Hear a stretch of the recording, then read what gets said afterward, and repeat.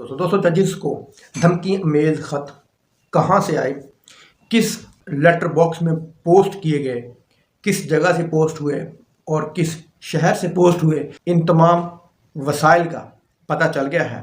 मुनीब फ़ारूक के प्रोग्राम में एक सहाफ़ी ये बड़े इंकशाफात कर रहा है कि कहाँ से पोस्ट हुए, किस जगह से पोस्ट हुए और किस शहर से पोस्ट हुए, क्या वो रावलपिंडी से पोस्ट हुए। तो दोस्तों ये पहले वीडियो सुने फिर बात करते हैं। कमर साहब ये जरा बताइएगा, ये आप रेगुलर पोस्ट से आए हैं, जारी बात है जिस तरह होता है टिकट लगाते हैं, डाकखाने की मोहर लगी होती है। अब जारी बात है आप वैसे साफी आपने भी पता करने की कोशिश की होगी। मुझे किसी ने बताया नहीं कि वो लेजिबल नहीं है, वो समझ नहीं लग रही, लेकिन शायद किसी ने बताने से गुरेज भी किया कि वो मोहर किस डाकखाने की है। कहीं ना कहीं से तो प्रोसेस होकर खतूत आते हैं रेगुलर पोस्ट में भी, पाकिस्तान पोस्ट के भी। कोई पता लग पाया कि वो मोहर किस डाकखाने की है, किस एरिया की है, ताकि उसको नैरो डाउन किया जा सके? जी बिल्कुल मुनीब साहब, ये रावलपिंडी का जो जीपीओ है जो सैटेलाइट टाउन में वाक़ है, वहां से ये डिस्पैच किए गए थे और उसका वक्त जो है वो भी पता चल चुका है कि सुबह 11:30 बजे के करीब ये लेटर जो है ये डिस्पैच किए गए थे। लेकिन एक हैरत अंगेज बात जो सुहेल ने भी इसका जिक्र किया कि इसके इर्द गिर्द एक मार्केट है, ये कमर्शियल मार्केट है, उसके अंदर ये सैटेलाइट टाउन की कमर्शियल मार्केट और कमर्शियल मार्केट के अंदर ये पोस्ट ऑफिस जो है वो मौजूद है। इस पोस्ट ऑफिस के इर्द गिर्द काफी दुकानें, किसी का सीसीटीवी फुटेज जो है वो हासिल नहीं की जा सकी अभी तक। अब जो पुलिस और सीटीडी के लोग हैं, एक कोऑर्डिनेशन कमेटी भी बनाई गई है जिसमें इस्लामाबाद पुलिस की 2 टीमें शामिल हैं, जबकि लाहौर में भी क्योंकि ये लेटर्स मौसूल हुए हैं तो लाहौर से भी ये टीम यहाँ पर आई है कि इस चीज को इन्वेस्टिगेट किया जा सकता है। और कहा जा रहा है कि जो लाहौर जजेस को खत लिखे गए हैं वो भी रावलपिंडी के इसी पोस्ट ऑफिस से डिस्पैच किए गए हैं। तो अब वो जो कोऑर्डिनेशन कमेटी बनाई गई है उन्होंने इब्तदाई तौर पर यही कहा है कि वो जो सीसीटीवी फुटेज हासिल करना इसलिए जरूरी है कि जिस टाइम पर 11:30 बजे ये खत डिस्पैच हुए हैं उस वक्त कौन शख्स यहाँ पे आया था। अगर वो ना हुआ तो जियो फेंसिंग की तरफ जाना होगा, क्योंकि अभी तक कोई फुटेज उनको नहीं, सामने एक कॉलेज है, प्राइवेट कॉलेज, वहां की फुटेज हासिल करने की कोशिश की गई, उनके कैमरा जो थे वो आउट ऑफ ऑर्डर थे, कुछ दुकानें हैं वहां पर उनकी भी जो सीसीटीवी फुटेज लेने की कोशिश की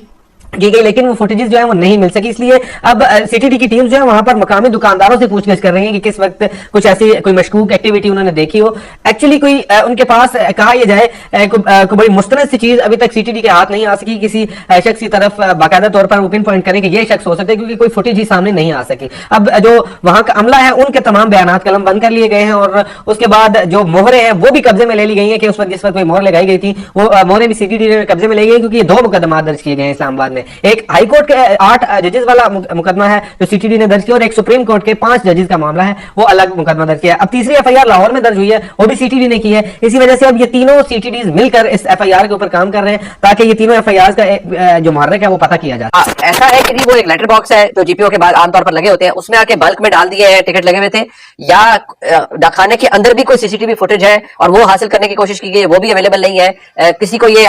सीसीटीवी फुटेज पकड़े या ये जो खत पकड़े देखा नहीं जा सकता। ये लेटर बॉक्स में डालने की फुटेज ढूंढने की कोशिश की जा रही है या डाकखाने के अंदर भी कोई फुटेज तलाश करने की कोशिश की जा रही है? मुनीब साहब, ये जो फुटेज है ये डाकखाने के अंदर की, क्योंकि ये लेटर बॉक्स के अंदर नहीं डाले गए, ये रजिस्ट्री की जाती है कि आप जब आप किसी पोस्ट ऑफिस पे जाते हैं तो वहां पर रजिस्ट्री कराने इसके कुछ एक्स्ट्रा चार्जेस होते हैं ताकि ये कुछ मतलब जल्दी पहुंच जाए। ये किसी खत को, किसी चीज को जल्दी पहुंचाना हो तो उसकी रजिस्ट्री कराते हैं। रजिस्ट्री कराने में जिसने रजिस्ट्री की पोस्ट ऑफिस के बंदे ने, ना तो उसने उसमें उस बंदे का आईडी कार्ड का नंबर लिखा है, ना ही उसमें उसका वापसी का पता लिखा है, सिर्फ नाम लिखा और नाम लिखने के बाद वो डिस्पैच कर दिया और रजिस्ट्री कर दी गई। तो फुटेज जो मांगी जा रही है वो एक तो बाहर की तो कोशिश की जा रही है कि 11:30 के कुछ टाइम आगे और कुछ टाइम पीछे कोई मशकूक शख्स जो है उसको देखा जा सके, लेकिन अंदर की फुटेज जो है वो पोस्ट ऑफिस के अब तो इतने डेवलप है नहीं, वो भी अवेलेबल नहीं है अंदर वाली फुटेज भी। जी बिल्कुल नहीं, वो अंदर वाली फुटेज जिस शख्स की ड्यूटी थी उस वक्त, क्योंकि सवाल आम है, जिस शख्स की ड्यूटी थी जाहिर बात है जिसने किया होगा उस शख्स ने, वो याद है उसे कि कौन आया था मेरे पास, ये कुछ चीजें याद भी रह जाती है ना कि जजों को खाता है, ये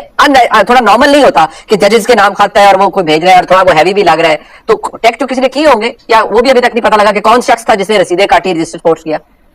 जी बिल्कुल मुनीब साहब, जो सैटेलाइट टाउन वाली पोस्ट ऑफिस है वहां से जिस शख्स ने किया इन्होंने उसका इंटरव्यू भी किया है, बाकायदा उसको कुछ अर्सा हिरासत में भी रखा है और उससे बातचीत की जा रही है। उसका यही कहना है, मैं आपसे खिलाफ करूंगा कि आप कह रहे हैं कि ये बहुत रूटीन है सुप्रीम कोर्ट अदालतों की, क्योंकि लोगों को एक्सेस नहीं होती।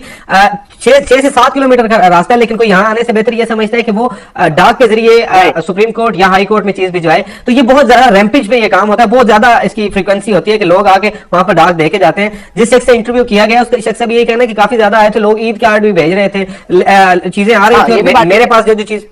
पास जो चीजें आई उसके मुताबिक मुझे ये उन्होंने पूछा कि टेंजिबली आपको कोई चीज फील हुई है उसमें, उसने कहा कि मुझे टेंजिबली उसमें कोई चीज फील नहीं हुई कि इसके अंदर कोई ये भारी है या इसके अंदर कोई अनटूवर्ड सी चीज है। ठीक, आपके नजदीक इसमें जिस तरह की प्रोसीडिंग हुई है तो क्या प्रेडिक्ट कर सकते हैं बहसियत आप सहाफी कि क्या नतीजा निकल सकता है इमरान खान साहब के मामला का?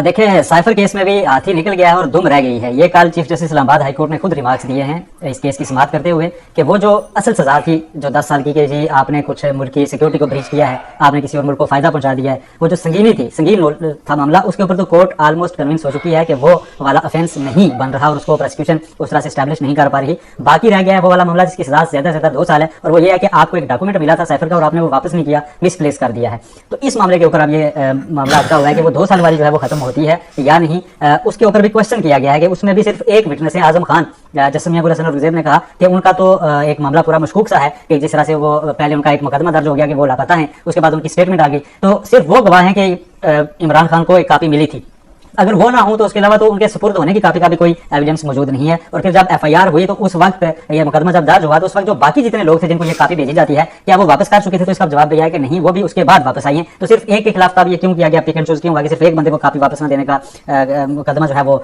दर्ज किया गया। तो ये कल की जो समाअत थी उसमें तो ये लग रहा था कि शायद ये अभी आजकल में या आज या कल ये मामला निमट जाएगा और एटलीस्ट जो है ना वो सस्पेंशन हो जाएगी या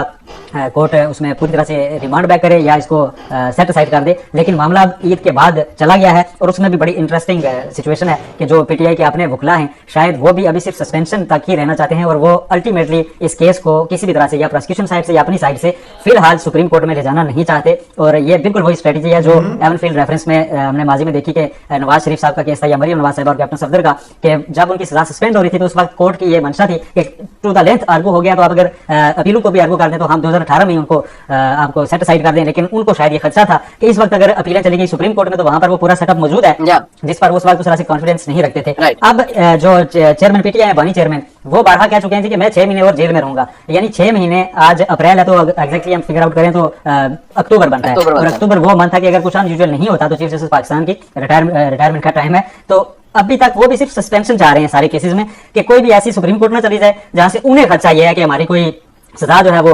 पक्की न हो जाएगी, सुप्रीम कोर्ट ने इसको मार कर दिया कि नहीं तो सजा बनती है। तो इस तरह से एक स्ट्रेटजी मुझे जो वाज़े तौर पर ऑब्जर्व किया मैंने कि एक चाक आउट उन्होंने की हुई है कि फिलहाल ये मामला सुप्रीम कोर्ट नहीं जाना चाहिए लेकिन उनको बाहर भी आ जाना चाहिए। दोस्तों, पूरी दुनिया जानती है खत कहाँ से आए, किन्होंने भेजे और क्यों भेजे, कि जज उनकी दुखती रगों पर पांव रखना शुरू हो गए थे। उनको अपनी मौत का खौफ नज़र आ रहा था, अपनी मौत नज़र आ रही थी कि अगर इमरान खान आ गया तो हमें नहीं छोड़ेगा। हम इन जजों को डराते हैं, जिस तरह के पहले डरा धमका कर फैसले लिए गए उसी तरह के और फैसले लेना चाहते हैं। पूरी दुनिया जानती है पिछले 75 सालों से कौन पाकिस्तान को खा रहा है, बेच रहा है, पूरी दुनिया जानती है। दोस्तों, उम्मीद आपको ये वीडियो इन्फॉर्मेटिव लगी होगी। अल्लाह हाफ़िज़।